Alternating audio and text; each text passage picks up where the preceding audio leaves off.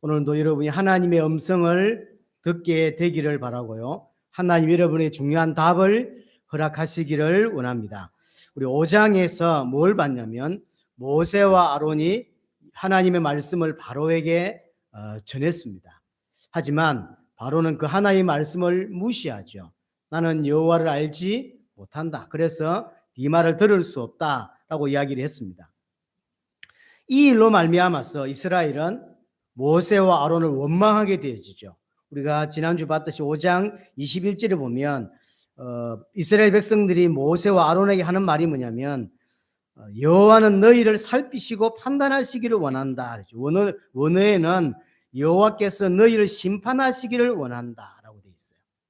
그래서 지금 너무나 가혹한 노역의 그 원인이 모세에게 있다라고 이스라엘 백성들이 생각을 하죠. 그래서 모세를 원망하게 되어집니다. 하나님이 구원자로 모세를 보냈는데 그 구원자를 원망하는 거죠. 이 일이 여기만 그런 게 아니라 앞으로 계속 이 일은 반복이 됩니다.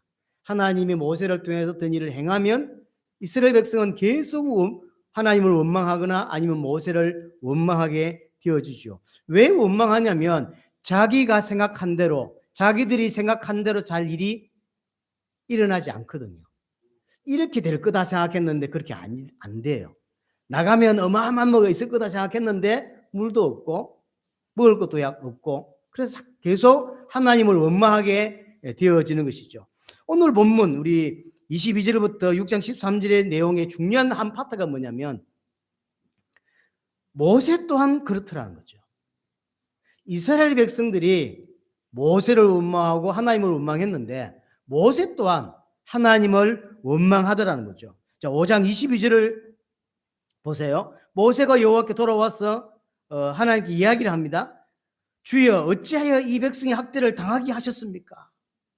그러니까 자기가 아마 모세가 이렇게 탁 말하면 바로가 벌벌 떨듯이 이야기하고 그래서 빨리 나가라 이렇게 말할 줄 알았는가 봐요. 분명히 하나님은 모세에게 내가 강한 손으로 역사하기 전에는 절대 바로가 너희를 보내지 않을 거다라고 분명히 언지를 줬는데 모세는 그걸 잘 어떻게 이해했는지 이제 가서 이야기했는데 자기가 생각하는 대로 일이 안 벌어지죠. 그러니까 와서 하나님께 하는 이야기입니다. 주여 어찌하여 이 백성이 학대를 당하게 하십니까? 그리고 안 보낼 거면 나를 왜 보냈습니까? 라고 이야기하고 내가 갔다 오니까 내가 말한 이후에 더 큰 고통을 당하고 있지 않습니까? 그 사람들이 다 나 때문이라고 하지 않습니까? 하나님을 원망하죠. 23절 마지막 부분에도요. 주께서 주의 백성을 왜 구원하지 않습니까? 보냈으면 말을 듣게 하고 또 구원해야지. 안 그러면 내가 한번 말하니까 그 강도가 좀 낮아지든지 해야지. 옛날보다 내가 말하기 전보다 훨씬 더 노역의 강도가 강해져서 다 나를 원망하는데 이렇게 이야기하죠. 그래서 이스라엘 백성이 하나님을 원망하고 모세를 원망하는데 모세 또한 하나님을 원망하고 있어요. 그래서 모세 또한 이스라엘 백성들과 별반 다르지 않다는 것을 우리에게 보여줍니다. 자신을 구원하러 온 모세를 이스라엘 백성들은 거부하죠. 사실은 굉장히 어이가 없는 일이거든요. 자기를 건지러 왔는데 아무도 환영해 주질 않죠. 어이가 없죠. 하지만 더 어이가 없는 건 그 이스라엘 백성들을 건지러 제일 앞장서 있는 모세가 하나님을 원망한다는 거예요. 굉장히 어이없는 일입니다, 사실은. 왜? 자기가 생각한 대로 잘 안 되거든. 그래서 원망을 하는 거죠. 결과적으로 보면 바로도 그렇고 이스라엘 백성도 그렇고 모세도 하나님을 원망하거나 하나님을 대적하게 돼요. 그러니까 하나님을 믿는 사람이든 안 믿는 사람이든 이런 모습을 보여주죠. 이 장면에서 하나님 우리에게 말씀하고 싶은 첫 번째 이야기가 뭐냐면 반드시 세계복음화를 꿈꾸고 있는 우리 교회는 뭘 알아야 되냐면 모든 사람은 죄인이다라는 사실을 알아야 돼요. 죄인이다. 그래서 모든 인류가 다 하나님을 대적해요. 바로도 대적하고 이스라엘 백성도 대적하고 이스라엘 백성은 하나님이 택한 백성이에요. 택한 백성인데 하나님을 거부하고 하나님을 대적하고 또 그 이스라엘 백성을 건져내야 될 가장 중요한 역할을 맡고 있는 모세 또한 하나님을 대적하는 자리에 서 있거든요.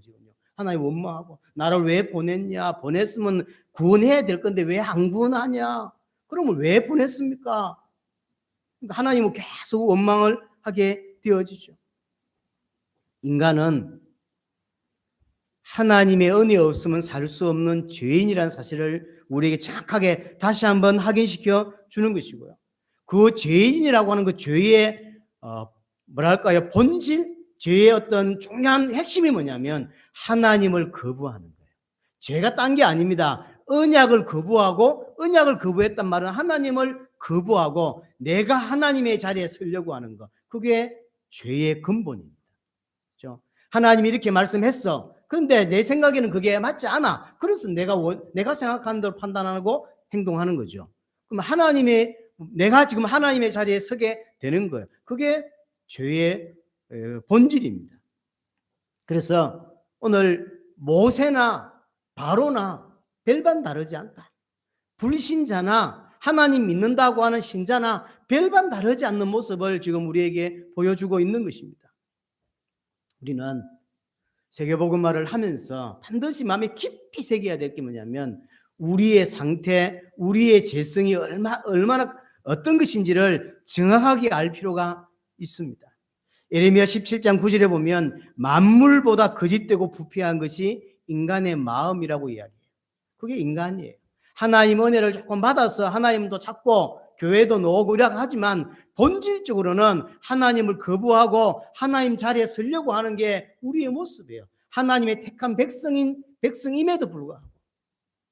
창세기 6장 5절에 보면 사람의 죄악이 세상에 가득 찼고 그 마음에 생각하는 모든 것이 항상 악하다라고 이야기를 해요. 우린 여기에서 구원을 받았지만 본질적으로 그 죄성은 여전히 가지고 있습니다. 그래서 하나님 은혜를 날마다 공급받지 못하면, 하나님의 은혜를 날마다 붙들지 못하면 여전히 그것은 우리에게서 튀어나오게 돼 있어요. 튀어나오게 돼 있어요. 모세라고 안 그런 게 아닙니다. 그래서 이것을 바울은 뭐라고 표현하냐면 로마서 1장 28절에 마음에 하나님 두기를 싫어한다라고 했어요. 하나님 은혜를 주시니까 그래도 하나님 찾고 그래도 기도하려고 그러고 문제 생기면 하나님 사치. 근본적으로요. 마음에 하나님을 거부하고자 하는 마음이 자리 잡고 있다니까요. 이스라엘 백성들이 완전히 망할 것에 대하여 기록한 게 이사야입니다. 이사야 1장에 보면 이스라엘이 왜 망하게 되는지를 설명하면서 이스라엘 백성들이 계속 범죄하고 하나님을 버리고 하나님을 업신여기고 하나님으로부터 멀어지고 있다는 이야기를 하고 있거든요. 그래서 실패했다라는 이야기를 하고 있는 것입니다. 이것은 신학적으로 인간이 이런 모습을 전적인 부패다라고 말해요. 전적인 부패란 말이 무슨 말이냐면요. 인간이 하는 모든 행위가 다 부패되어 있다는 거예요. 조금도 선한 것이 없습니다. 우리에게 선한 게 없습니까? 있어요. 그런데 왜 전적 부패라고 이야기합니까? 그것은 하나님을 위하고자 하는 것조차도 어디에서 나온 거냐면 부패에서 나온 거예요. 이런 것 같아요. 제가 어떤 사람을 사기를 치기 위해서 어떤 돕는 행위를 합니다. 내게 마음문을 열기 위해서 도와주죠. 물건을 옮겨주기도 하고 그 집이 애를 좀 챙겨주기도 하죠. 그러나 그것만 딱 끊어서 이야기하면 선한 행위예요. 아이를 챙겨주고 밥을 사주고 그다음에 무거운 짐을 들고 갈 때 도와주고 배려죠. 하지만 그걸 왜 하냐면 저 사람을 사기치기 위해서 하는 거예요. 근본적으로 우리는 부패되어 있는데 부패대 속에서도 토막을 내서 보면 선함이 있다니까요. 저 사람을 돕고 싶고 저 사람을 챙기고 싶고 이런 선함이 있어요. 하지만 그것도 어디에서 나오냐면 부패에서 나와요. 그래서 하나님 보실 때는 하나도 선한 것이 인간에게 없다라고 하는 거죠. 계속 나를 부인하지 못하고 하나님 자리에 서려고 하고, 그렇죠. 잘 되면 잘 되는 대로, 안 되면 안 되는 대로 계속 내가 하나님의 자리에 서려고 하는 것들이 기본적으로 깔려 있습니다. 우리가 생각하는 옳은 일들 속에서도 죄가 깔려 있고 죄성이 사실은 깔려 있습니다. 그래서 전적 부패를 한마디로 말하면요, 인간의 어떤 행위로도 하나님을 기쁘시게 할 수 없다라는 거예요. 저와 여러분들이 하는 어떤 행동, 그 다음에 하나님을 위한 어떤 행동, 이 모든 것들을 통해서도 사실은 하나님을 기쁘시게 할 수는 없어요. 왜냐하면 죄가 깔려 있고 그 부패되어 있기 때문이라는 거죠. 그래서 인간은 절대적으로 하나님의 은혜가 필요한 존재입니다. 이걸 아는 사람이 사실은 구원의 시작이에요. 복음을 받아들이고 예수를 믿고 예수를 믿고 나서 계속 날마다 붙잡을 수 있는 사람의 그 시작은 뭐냐면 내가 어떤 존재인지를 깊이 아는 거에서 시작돼요. 사람이 얼마나 죄인인지가 정확히 봐줘야 계속 갈 수 있어요. 제가 초등학교 때 교회를 다녔단 말이에요. 핍박을 받으면서도. 그런데 내가 죄인이라는 걸 알아요. 또 믿어요. 하지만 내 죄가 하나님이 인간이 되어 오시고 성육신하시고 십자가에 죽어야만 해결된다라는 말에는 어느 정도는 동의하지만 완벽한 동의가 안 됐어요. 여러분 그렇지 않습니까? 여러분이 제가 얼마나 큰 죄이길래 하나님이 인간이 되고 인간이 되어 오신 그 하나님이 십자가에 저주받아야만 내 문제 해결된다는 거잖아요. 결과적으로는. 그게 믿어지냔 말이에요. 나는 그게 일부분은 믿어지지만 안 믿어졌어요. 그래서 하나님께 발부둥 쳤습니다.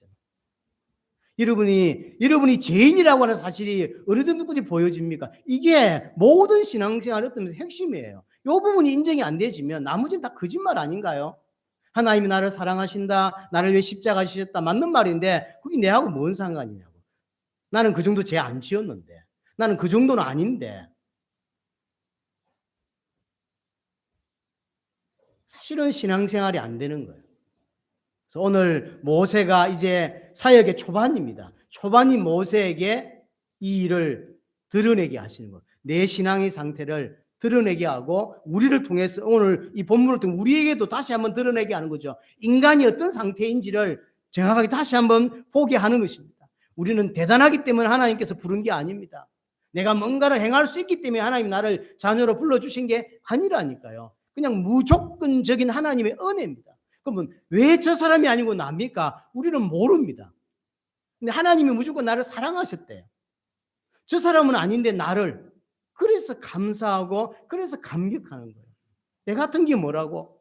저 사람이 구원받았다면 이해가 돼. 하지만 나는 잘 모르겠어. 내가 왜 구원받을 근거가 있는지.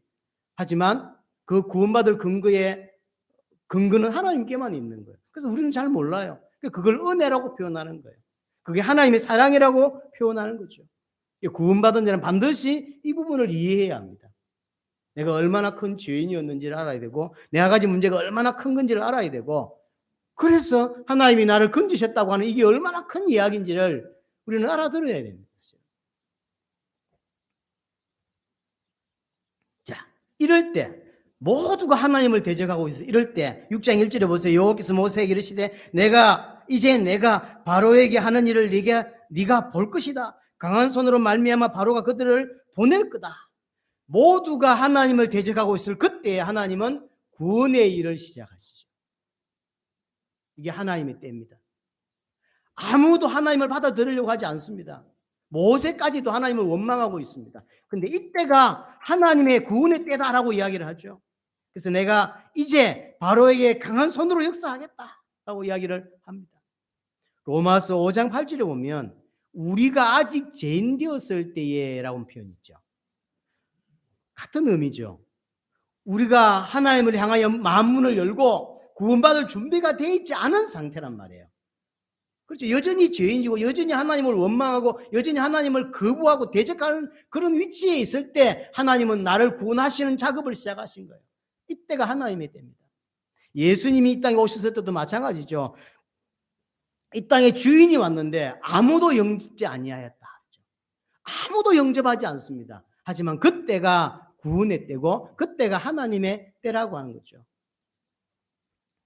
하나님을 대적하고 있는 그때 하나님은 나를 부르시기 위해 작업을 시작하셨고 그래서 하나님이 나를 건져 주시는 것이죠. 자, 오늘 본문에서 두 번째 우리가 마음에 꼭 담아야 될 게 뭐냐면 그럼 왜 원망했는가라는 거죠. 이스라엘은 모세를 원망하고 모세는 또 하나님을 원망하고 왜 원망했을까? 이유는 하나님을 모르기 때문이에요. 바로가 그렇게 이야기했죠. 내가 하나님을 알지 못한다라고 했는데 그 말이 맞는 말이에요. 왜 원망하냐면 하나님을 모르기 때문이에요. 하나님을 알지 못하기 때문입니다. 그래서 오늘 본문에서 가장 많이 나오는 단어가 뭐냐면 나는 여호와다. 2절에 나는 여호와니라. 3절에 나의 전능의 하나님으로 나타났었다. 내가 여호와다.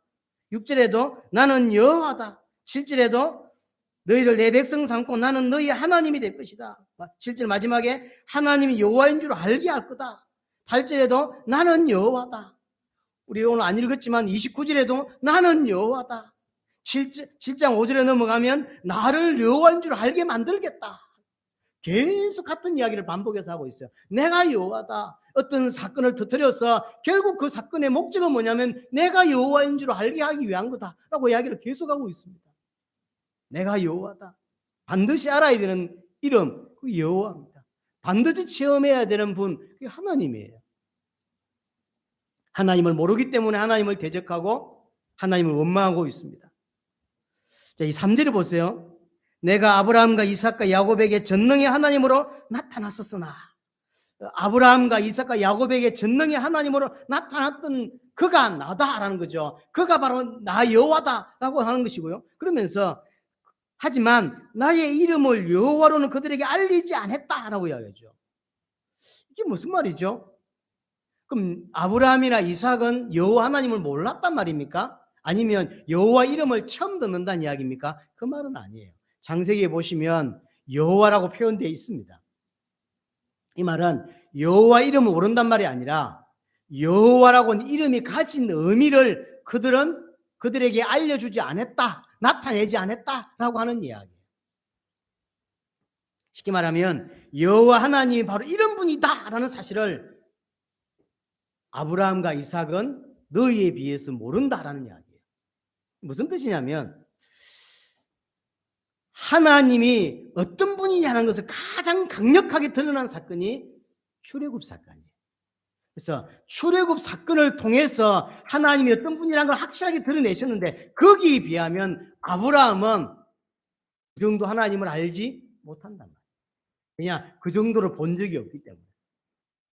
그래서 강한 손으로 역사하시는 하나님의 역사를 아브라함은 본 적이 없고 이스라엘 백성은 하나님이 강한 손으로 역사해서 애굽에서 빼내고 광야에서 끌고 가시면서 엄청난 기적을 행하셨죠. 이것은 아브라함이 본 적이 없다 이 말이에요.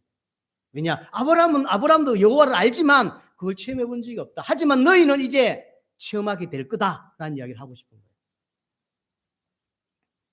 모세는요, 모세 오경을 기록하면서 모든 오경을 기록하는 관점이 출애굽 관점이에요. 출애굽을 가지고 창세기를 생각하고 있는 거죠. 어떤 팩트를 기록하고 있다고 보시면 안 돼요. 모세는 출애굽 관점에서 모든 걸 기록합니다. 그래서 창조도, 창세기 1장에 나오는 창조도 출애굽 관점에서 쓰고 있는 거예요. 창조를 기록하고 싶은 게 아니라 출애굽 관점에서 창조를 기록하고 창조를 해석하고 있는 거죠. 창조 속에 구원이 담겨 있고 구원을 가지고 창조를 기록하고 있다. 이렇게 이해하는 것이 맞는 거죠. 그러니까 그냥 단순히 어떤 팩트를 기록하는 게 아니에요. 그래서 예를 들어서 창세기 1장 2절에 세상의 상태를 흑암, 혼동, 공허 상태다라고 표현하고 바로 3절에 빛을 비추셨다라고 표현하죠. 이게 그냥 표현이 아니라 바로 출애굽 관점에서 창세기를 보고 있고 출애굽 관점에서 구원을 설명하고 있는 거예요. 항상 모세는 이 관점에서 모든 걸 보고 있습니다. 예를 들어 창세기 3장 15절 아담 하와가 범죄했고 하나님이 우리 입장에서 원시 복음을 주셨죠. 여자의 후손이 와서 뱀의 머리를 상하게 할 거다라고 이야기했죠. 자, 여러분들이 아담이라고 생각해보세요. 이 말을 듣고 이러면 구원받을 수 있을까요? 여자의 후손이 와서 뱀의 머리를 상한다는 말 자체를 이해 못합니다. 그렇죠? 그리고 조금 21절에 3장 21절에 가면 가죽옷을 지어 입혀가지고 이제 아담하고 보호하셨다 그러죠. 자, 하나님이 가죽옷을 그 짐승을 죽여서 가죽옷을 벗겨가지고 입었단 말이에요. 이것이 그리스도의 옷이다, 그리스도다, 나중에 오신 메시아가 나를 위해 피 흘려 죽는 거다라고 이해할 수 있겠어요? 이해 못한다니까요.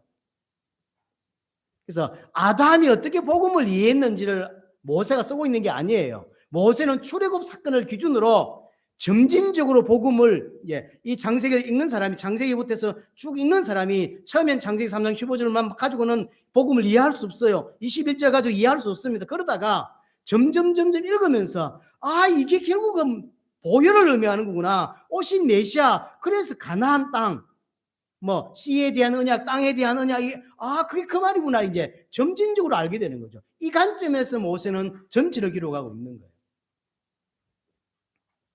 성경은 구속 역사입니다. 어떤 팩트를 기록하는 책이 아닙니다. 그래서 어떤 성경에는요, 누가 누구를 낳고 누가 누구를 낳고 이렇게 설명되어 있지만 자세히 뜯어보면 실제로 자기 아들이 아니라 그 아들로 기록되어 있는 사람이 손자이거나 정손자인 경우가 꽤 있습니다.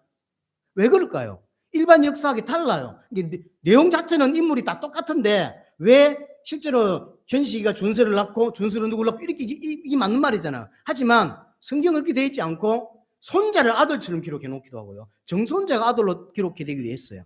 왜 그럴까요? 성경은 구원의 책이기 때문에 구원에 필요한 것만 써요. 구원에 필요한. 그러니까 구원을 이야기할 때 이 사람은 필요 없는 사람이 그걸 안 쓰는 거예요.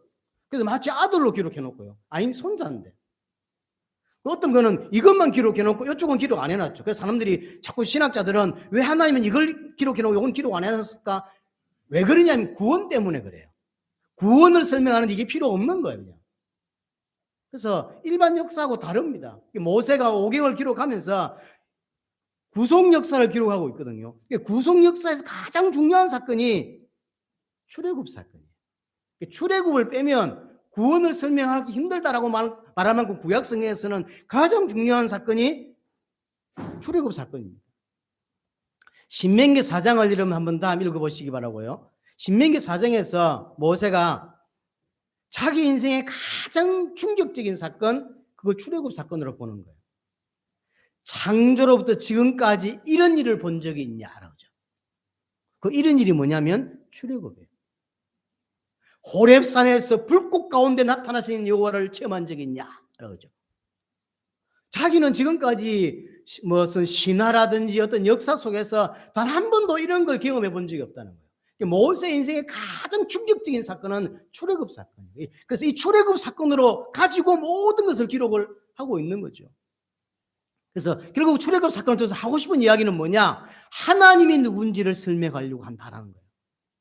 결과적으로는. 그래서 10가지 재앙을 내리죠. 10가지 재앙 목적은 딴 게 없습니다. 누가 하나님이냐는 거예요. 너희가 믿고 있는 그 바로가 하나님이냐 아니면 내가 하나님이냐, 그 이야기를 하는 거예요. 너희가 믿고 있는 그 나일강, 하나님의 피로 재앙을 내리시면서 그 신이 아니다 이야기하고 있는 것이고, 바로왕 아들을 죽이면 첫째 아들을 죽이면서 그건 신이 아니다, 그건 여호와가 아니다 라는 걸 설명해 주고 있는 거죠. 그래서 결국 10가지 재앙 통해서 말씀하시고자 하는 것도 하나입니다. 내가 여호와인 것을 알게 만들겠다, 그거예요. 6장 7절에도 그 이야기를 하고 있죠. 오늘 본문에도 이 사건을 통해서 너희는 내 백성 되고 나는 너희의 하나님이 되겠다. 이거 보세요. 나는 애굽 사람의 무거운 짐 밑에서 너희를 빼낸 너희의 하나님이 여호와인 줄로 만들겠다. 출애굽 사건을 통해서 이스라엘을 건져내시는 이 사건을 통해서 내가 누군지 알려주겠다라는 거예요. 내가 누군지. 이것을 아브라함은 체험 못했단 말이에요. 알기는 알고 체험은 했지만 출애굽 사건처럼 체험을 못했다는 거죠. 7장 5절에도 아까 이야기했지만 그거 보세요. 마찬가지입니다. 내가 내 손을 애굽 위에 펴서 이스라엘 자손을 그 땅에서 인도해 낼 때에야 애굽 사람이 나를 여호와인 줄 알게 만들겠다. 애굽 사람들조차도 여호와인 줄 알게 만들겠다. 그렇게 이야기를 하죠. 9장 14절에도 한번 보세요. 9장 14절에 가면 똑같은 이야기합니다. 내가 이번에는 모든 재앙을 너와 내 신하와 내 백성에게 내려 온 천하에 나와 같은 자가 없음을 내게 알게 할 것이다. 그래서 재앙을 내리면서 내가 여호와다, 내가 하나님이다 라는 사실을 이제 이야기하려고 하는 거죠. 창조 사건도 마찬가지라고 제가 말씀을 드렸습니다. 창조 사건은 창조 이야기가 아니라고 했어요. 뭔 이야기냐면 하나님이 누군지를 설명하는 사건. 말씀 하나로 우주를 만드신 하나님. 지금까지 이스라엘 사람들이 애굽의 노예로 있으면서 그런 하나님에 대해 들어본 적이 없는 거예요. 신화 속에서 나오는 하나님은 자기들끼리 이렇게 제우스 신이 어떻다 뭐다 이런 신들이 있잖아요. 이런 신들이 원래는 사람이었는데 이게 누가 결혼을 어떻게 해가지고 신이 나오고 그래서 싸워가지고 진짜 신이 되고 이런 식이죠. 근데 성경에서 말하는 신은 그런 게 아닌 거예요. 처음부터 계셨고 처음부터 말씀 안으로 천지를 창조하고 완전히 다른 거예요. 지금까지 너희가 살면서 이런 거 본 적 있냔 말이에요. 여호와가 참 하나님이다. 그 이야기를 하고 있는 거죠. 그래서 창조주시며 전능자이시며 모든 생명의 근원이 그분한테 있다. 우리의 생명도 그분한테서 왔다라고 이야기를 하는 거죠. 창세기 2장 1절에 3절의 안식도 마찬가지예요. 자꾸 사람들이 안식을 인간의 안식으로만 설명하는데 그렇지 않습니다. 제가 이 설명을 했습니다. 인간의 안식 이야기를 하고 있는 게 아니라 여기서 안식이란 말, 전쟁 나간 왕이 언제 안식하죠? 전쟁을 다 끝내고 모든 정복지를 다 정복하고 그때서 왕은 이제 편안하게 잠을 자는 거죠. 이 말 무슨 말일까요? 온 우주에 신이라고 불리는 모든 것들을 박살내고 내가 여호와가 맞다, 내가 하나님이다라는 사실을 확실하게 보여준 거죠. 뭐로요? 창조를 통해서. 그래서 안식하셨다. 그래서 이 말은 하나님이 쉬셨다는 의미가 아니에요. 쉬셨다는 의미가 아니라 여호와만이 하나님이시다라는 사실을 보여주는 사건이에요.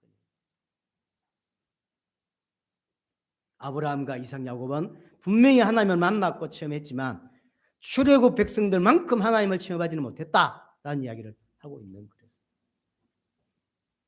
결국 출애굽 사건은 나중에 오실 예수 그리스도의 구원 사역의 예표입니다. 자, 그럼 하나님을 진짜로 어떻게 할 수 있죠? 예수 그리스도 십자가로만 알 수 있어요. 예수 그리스도 십자가 아니고는 절대로 하나님을 알 수가 없습니다. 그게 하나님 아는 첫 번째 방법이에요. 예수님을 통하지 않고는 하나님을 만날 수가 없습니다. 그래서 복음 아는 만큼 하나님을 압니다. 누가 뭐래도 여러분들이 교회를 착실하게 잘 다녀도 복음 모르면 하나님을 알 수 없어요. 그렇죠? 하나님을 알 수 없습니다. 우리는 반드시 하나님을 알아야 합니다. 앞으로 계속 더 알아야 합니다. 지금 여러분의 상태로 그대로 있으면 안 돼요. 하나님을 계속 더 알아가야 합니다. 왜냐? 인간은 하나님을 알고 그분과 함께 하도록 창조되었습니다. 그게 인간의 원모습이에요. 창세기 1장 20절 하나님 형상이라는 말은 다른 말이 아니라 하나님과 함께 하도록 함께 할 때 행복한 존재로 만들어진 게 인간이란 말이에요. 하지만 그 인간은 개념적으로만 하나님을 알지 진짜로 하나님을 체험하지 못하는 경우가 너무 많습니다. 나중에 보면 알지만 바로도 하나님을 출애굽통해서 체험을 합니다. 그럼 바로는 하나님을 믿나요? 안 믿습니다. 여러분들이 하나님을 그렇게 체험하면 안 돼요. 분명히 바로도 엄청난 기적을 통해서 하나님이 있구나 하는 걸 알게 돼요. 하지만 그럼 그 하나님을 믿냐? 바로는 안 믿는다니까요. 여러분들이 설교를 통해서 하나님에 대해서 지식을 쌓일 수 있지만 그건 지식이지 실제가 아닐 수 있다니까요. 그래서 우리는 매주 모여서 말씀을 들으면서 계속 하나님을 알아가고 하나님을 체험해 가야 하는 존재예요. 그게 인간입니다. 잠언서 1장 7절에 보면 여호와를 경외하는 것이 지식의 근본이라고 표현했죠. 여호와를 아는 것이 인간의 어떤 가장 모든 것 뿌리라는 이야기예요. 하나님 알아야 된다는 거예요. 하나님 모르면 안 되게 돼 있어요. 그런데 인간은 그 하나님과 단절되어서 결국 모든 문제가 온 것이거든요. 인간의 문제 어디서 왔냐? 하나님과 단절되었어. 인간의 문제 뭐냐? 하나님과 단절된 문제. 이 문제가 왜 중요하냐면 하나님과 단절되었다는 건 교회 오면 배우죠. 하지만 실제 살면서 내 문제가 하나님과 단절된 문제라고 믿냐면 잘 안 믿습니다. 내 문제는 하나님과 단절된 문제가 아니라고 생각하는 케이스가 너무 많죠. 그래서 계속 복음을 깊이 있게 들으면서 진짜 내 문제가 하나님과 단절된 문제라는 사실이 깊이 보여야 신앙생활이 되는 거예요. 지식이지 내 것이 안 된 상태에서는 그냥 신앙생활을 할 수가 없죠. 사무엘상 2장 보면 12절에 엘리의 아들들이 나오고 이 엘리의 아들들이 결국 타락하죠. 근데 거기 성경이 뭐라고 표현하냐면 왜 이렇게 타락하냐라고 얘기할 때 하나님을 알지 못하였기 때문이다. 지금으로 따지면 오랫동안 교회를 다닌 친구죠. 그러니까 목사 아들로 태어나서 둘 다 목사가 된 거죠. 엘리의 아들들은. 그러니까 목사가 됐다고 생각해 보세요. 자기 아버지가 목사인데 지도 목사야. 그러니까 나름 어느 정도 모습을 갖고 있다는 거죠. 그런데 하나님이 뭐라고 말하냐면 하나님을 알지 못한다. 하나님을 알지 못하는 그런 목사가 이 땅에 저는 많다고 생각하거든요. 하나님을 알지 못하는 목사. 근데 이런 사람들이 설교를 잘하고 말을 잘하면 사람들이 모인다고요. 신학적인 이야기도 해주고 그다음에 아주 재밌는 이야기도 해주면서 사람들이 위로를 주죠. 그래서 사람들이 모이죠. 그게 좋은 교회라고 생각합니다. 어느 정도냐면 복음을 구별하지 못하는 시대가 돼버렸어요. 성도들이 이게 복음이고 복음 아닌 걸 구별 못한다니까요. 시편 2편 12절에 보니까 어떤 표현을 쓰고 있냐면 여호와께 피하는 모든 사람은 복이 있다라고 하죠. 어떤 사람이 복 받은 사람이냐면 여호와를 알고 여호와께 피할 수 있는 자, 여호와께 갈 수 있는 사람. 그 사람이 복 있는 사람이다라고 이야기를 합니다. 시편 50편 22절에도 하나님을 잊어버린 너희여 내가 너희를 찢어버리겠다. 아주 하나님이 강하게. 왜 인간이 고통 속에 쌓일 수밖에 없냐면 하나님을 떠나 있기 때문이란 말이에요. 인간은 하나님을 만나야 되는 존재입니다. 그래서 호세아 6장 3절에 우리가 여호와를 알자 힘써 여호와를 알자. 그게 결론입니다. 인간은 딴 게 없어요. 하나님 알아야 되고 계속 하나님 믿어야 되고 계속 또 하나님 알아가야 되는 거예요. 그게 예수 믿는 것입니다. 바울은 이 표현을 하나님과 단절되어 있다라는 표현을 하나님과 원수되어 있다라고 표현을 쓰죠. 그래서 원수되어 있어서 하나님과 원수된 생각을 하는 것이고 그 원수된 생각이 육신의 생각이다라고 표현을 하고 있죠. 왜 인생이 너무 힘드냐라고 할 때 하나님과 원수되어 있다. 신명기 10장에 이제 모세가 마지막 죽기 전에 신명기를 마무리 지으면서 신명기 10장에서 이렇게 이야기합니다. 하나님이 내게 요구하는 것이 하나 있다. 하나 있다고 표현해요. 하나님께서 요구하시는 그게 뭐냐면 여호와를 경외하는 것. 어떻게 경외해야 되냐? 마음과 뜻을 다해서 여호와를 경외하고 섬겨라라고 이야기하죠. 이게 인간입니다. 인간은 딴 거 없습니다. 하나님을 알고 하나님을 섬길 줄 아는 자, 그게 진짜 인간이라는 거죠. 자, 오늘 4절 5절에 계속 이야기합니다. 당신이 하나님이라는 사실을 계속 이야기를 해줍니다. 가나안 땅 곧 그들이 거류하는 땅을 그들에게 주기로 그들과 언약하였더니 쉽게 말하면 나는 언약의 하나님이다 라는 이야기를 하죠. 나는 언약의 하나님이다. 그래서 5절에 이제 애굽 사람이 종으로 삼은 이스라엘 자손의 신음을 내가 듣고 나의 언약을 기억한다. 그래서 그들을 이제 건져내려고 하는 거다. 나는 언약의 하나님이고 그래서 그 언약을 이제 내가 이루려고 한다. 라는 거죠. 내가 건져내려고 한다라는 이야기죠. 6절에도 그러므로 이스라엘 자손에게 말하기를 나는 여호와다. 그래서 너를 애굽에서 건져내려고 하는 거다. 7절에 그래서 너희를 내 백성 삼고 나는 너희 하나님이 될 거다라고 이야기를 하는 거죠. 그러면서 8절에 뭐냐면 반드시 아브라함과 이삭과 야곱의 약속한 땅으로 반드시 인도하겠다. 그 이야기를 합니다. 자, 9절 보세요. 그렇게 말했는데 9절에 모세가 이와 같이 이스라엘 자손에게 전하나 그들이 마음의 상함과 가혹한 노역으로 말미암아 모세의 말을 듣지 아니하였더라. 이렇게 말해줬는데 이스라엘 백성들은 아직도 하나님을 모르죠. 하나님 이 사실을 모세도 마찬가지죠. 이스라엘만 그런 게 아니에요. 모세도 마찬가지. 12절에 보세요. 모세가 여호와 앞에 아뢰어 이르되 이스라엘 자손도 내 말을 듣지 아니하였거든 바로 그치 들으리까 나는 입이 둔한 자입니다. 제가 말씀드렸죠. 모세는 입이 둔한 자가 아닙니다. 그리고 모세보다 훨씬 말 잘하는 아론도 있습니다. 모세는 지금 뭘 못 믿는 거냐면 하나님을 정말로 믿지 못하는 거예요. 하나님을 알고 어느 정도 하나님을 믿고 있어요. 하지만 깊이 하나님을 신뢰하고 믿냐? 그렇지 않다는 거죠. 모세의 상태를 지금 우리에게 보여주는 것이죠. 이 상태가 모세 사역의 초반입니다. 다행인 것은 초반이죠. 아직 깊이 하나님을 모세는 모릅니다. 분명히 구원자임에도 불구하고 하지만 모세는 변합니다. 시간이 경과를 따라서 모세는 달라지고 계속 성장하죠.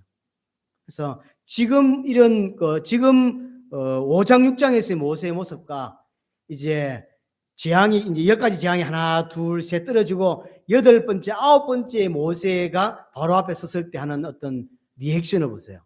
완전히 달라집니다. 그러니까 열 가지 재앙을 통해서 모세는 계속 하나님을 체험하게 돼요. 이 다르구나 하는 걸 이게 하나님이구나 하는 걸 알게 되죠. 그리고 홍해 앞에 섰을 때 모세 보세요. 홍해 앞에 섰을 때 굉장히 담대하고 완전히 바뀌죠. 강야 속에서의 모세의 모습 보세요. 또 바뀝니다. 모세는 지금 오늘 5장 6장에서의 모세는 굉장히 믿음이 그렇게 있는 상태가 아니에요. 구원자임에도 불구하고 이스라엘 백성을 건져내야 되는 가장 앞장서 있는 자임에도 불구하고 그렇게 믿음이 있지 않습니다. 하지만 시간의 경과에 따라서 모세는 계속 성장합니다. 계속. 그래서 이스라엘 백성에게 있어 지금도 유대인에게 가장 존경받는 지도자 1순위는 모세입니다. 왕으로 말하면 다윗 왕, 지도자로 말할 때는 모세, 그렇죠. 자기 민족의 믿음 이야기할 때는 아브라함 이렇게 뽑는 거에서 자기들 인생의 모토의 세 사람이에요. 그만큼 모세는 이스라엘 백성들의 중요한 사람이 지금까지 수천 년 동안. 그 모세가 오늘 본문의 모습은 믿음이 없는 상태예요. 하지만 계속 믿음이 없으냐? 그렇지 않습니다. 계속 성장해 갑니다. 감사하죠. 하지만 그럼 이 상태를 모세만 혼자 10가지 재앙을 체험하고 홍해를 체험하고 강대를 체험했냐? 아니죠. 모세와 똑같이 하나님을 체험한 사람들이 있습니다. 누구죠? 이스라엘 백성이에요. 하지만 이스라엘 백성은 믿음이 성장하지 않습니다. 기억하셔야 돼요. 하나님이 당신을 드러내시고 계시해 주셨음에도 불구하고 한 부류는 계속 성장을 하고 있고요. 한 부류는 계속 성장하지 않고 있어요. 이스라엘 백성은 성장하지 않습니다. 하나님이 40년 동안 뺑뺑이를 돌리면서 모래에다 다 묻어버리죠. 그리고 가나안을 데려가지 않습니다. 이는 구원 안 받았다는 말을 하고 있는 게 아니에요. 우리에게 설명해 주려고 하는 게 있는 거예요. 구원받은 하나님의 백성도 하나님이 원하시는 가나안으로 들어갈 수 있는 새하늘과 새 땅에 들어갈 수 있는 자로 준비되어져야 되는데 그렇지 못한 사람들이 이 땅에 기독교인 중에 많다는 걸 우리에게 보여주는 거예요. 대부분은 불신앙을 계속합니다. 결국 여러분들도 따지면 세 종류 중에 한 사람이 돼요. 하나는 어마어마한 기적을 체험한 바로 하지만 하나님 믿지 않습니다. 두 번째, 똑같이 체험했지만 하나님을 믿지만 신앙 성장하지 않는 이스라엘 백성들. 세 번째, 그 속에서 하나님을 체험하고 믿음이 성장하고 살아가는 사람들. 모세, 여호수아, 갈렙 이런 사람들은 그 속에서 믿는다니까요. 그래서 핑계대면 안 돼요. 어떤 사람들은 환경이 안 좋아서 교회가 어때서 이렇게 이야기하지만 아닙니다. 똑같은 환경이었어요. 바로도 어마어마한 하나님의 기적을 받고 모세도 하나님의 기적을 받고 여호수아도 하나님의 기적을 받고 이스라엘 백성도 하나님의 기적을 받습니다. 똑같은 환경입니다. 하지만 바로는 믿지 않고 이스라엘 백성은 믿었지만 성장하지 않고 모세나 여호수아나 갈렙이나 이런 사람들은 그럼 이름만 그 사람은 나올 뿐이지 꽤 많은 사람들은 계속 성장했다는 거예요. 우리에게 보여주는 여러분들 어떤 인생을 살겠냐는 거예요. 적당히 교회 다니고 착실히 교회 다니지만 성장하지 않고 계속 원망하고 핑계대고 내가 주인된 삶을 인생을 살 거냐 아니면 모세처럼 여호수아처럼 갈렙처럼 계속 성장하고 하나님 앞에서 사는 사람이 될 거냐 그 말인 거예요. 신앙 이 땅에서 교회 생활하는 사람은 세 종류입니다. 결과적으로 따지면 계속 세 종류로 나옵니다. 교회 다니지만 구원받지 못하는 자, 구원은 받았으나 성장하지 않는 자, 다 성장하지 않는 그 상황에서 믿음에 성장하는 자가 있다니까요. 자, 정리합니다. 하나님이 누군지를 아는 게 구원입니다. 그래서 요한복음 17장 3절에 영생은 곧 유일하신 참 하나님과 그가 보내신 자 예수 그리스도를 아는 거다라고 말하죠. 계속 알아가야 돼요. 강야라고 하는 경험을 통해서 알아가야 돼요. 다행스럽게 모세는 지금의 믿음의 상태는 별론데 계속 성장하고 진짜 믿는 사람이 됩니다. 여호수아도 마찬가지고. 이스라엘에게 하나님은 출애굽이라는 사건을 통해서 하나님을 계속 알게 해주십니다. 우리는 십자가, 예수 그리스도의 십자가를 통해서만 하나님을 알게 되는 것. 같은 사건이에요. 이스라엘 백성들이 출애굽이라는 사건을 통하여 하나님을 체험하듯 우리는 예수 그리스도 십자가를 통하여 하나님을 만나고 알 수 있게 되어집니다. 하지만 같은 교회에서 설교를 들으면서 출애굽 사건을 경험했지만 믿지 않는 바로, 교회에서 예수 그리스도 십자가가 강단에서 쏟아지고 있지만 여전히 믿지 않고 하나님을 인정하지 않는 바로 같은 인생이 분명히 있고요. 그 속에서 구원은 받았지만 구원받은 상태로 여전히 살고 있는 사람이 있고요. 그 상태에서 계속 성장해가는 사람이 있다니까요.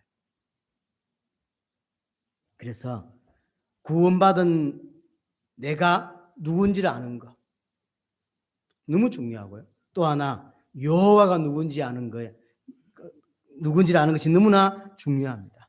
결과적으로 모세도 이스라엘 백성들도 하나님을 원망했지만 하나님을 몰랐기 때문에 그렇다고 하는 사실이죠. 하지만 시간의 경과에 따라서 한 부류는 하나님을 계속 믿고 믿음의 성장을 보이고 한 부류는 여전히 출애굽 상태 그대로 있다고 하는 것입니다. 자, 우리는 하나님을 어떻게 알아야 할까요? 어떤 방식을 통해서 하나님을 알아갈 수 있을까요? 세 가지 방식. 첫 번째는 말씀드렸죠. 복음이 십자가 통해서만 하나님을 알 수 있습니다. 그래서 정확한 복음을 들을 수 있다고 하는 것은 제가 볼 때는 어떤 기적 같은 일이에요. 십자가의 복음을 통하여 하나님을 알 수 있고요. 자, 구원받은 자는 지속적으로 복음의 말씀을 들을 때 계속 하나님을 알아가게 돼요. 복음의 말씀을 들을 때 복음 있는 설교를 듣고 또 그런 사람이 성경을 볼 때 우리의 눈이 열리고 믿음이 생겨요. 믿음은 들음에서 나는 거기 때문에. 세 번째, 그것만 믿음이 생기는 게 아니에요. 그 말씀이 기본된 사람들이 만나는 사건과 문제와 여러 가지 속에서 하나님을 체험하게 되죠. 여러분들이 어려움이 왔는데 그 어려움을 통과하면서 이게 하나님의 역사였구나라는 걸 보여지죠. 그게 쌓이면 이게 믿음이 돼요. 이 세 가지는 항상 여러분들에게 믿음으로 가는 것. 그래서 여러분 구원을 받았으니까 첫 번째는 빼고 두 번째, 세 번째가 너무 중요해요. 복음의 말씀을 계속 들을 수 있냐 없냐. 두 번째, 그 복음의 말씀을 듣고 믿음이 가진 자가 만나는 사건과 사람과 문제와 어려움 통과하면서 믿음이라는 게 자라나게 돼 있어요. 반드시. 그래서 여러분들의 앞에 오는 여러 가지 문제들을 문제라 보지 마세요. 그게 나를 성장시키고 나를 믿음의 사로 만들어가는 하나님의 어떤 방식일 수도 있는 거예요. 이 두 가지가 항상 여러분들에게 있어야 합니다. 그 모든 것의 결국 본질은 결국은 복음이에요. 복음의 메시지를 계속 들을 수 있냐는 거죠. 이렇게 되었을 때 시간이 지나면 믿음으로 이렇게 성장해 가는 거예요. 믿음으로. 그래서 안 될 것 같은데 오늘 모세 보세요. 이게 구원자가 맞으라고 할 만큼 하나님 원망하고 나를 왜 보냈습니까? 보냈으면 그들이 구원받게 했어야지 왜 안 하십니까? 내가 갔다 오고 나니까 더 큰 고통 당하는데 그래서 나를 다 손가락질하고 하나님의 심판을 받아라고 이야기하는데 그렇거든 나를 왜 보냈습니까? 하나님 원망하죠. 이 상태에 모세. 하지만 이 모세가 바뀐다. 하나님 우리에게 그걸 우리에게 보여주는 거예요. 우리를 보고 모세처럼 성장해 가라고 하는 거죠. 이 은혜가 여러분 개인과 여러분의 가정과 우리 귀한 교회에 일어나야 될 것입니다. 이 은혜가 있기를 바랍니다.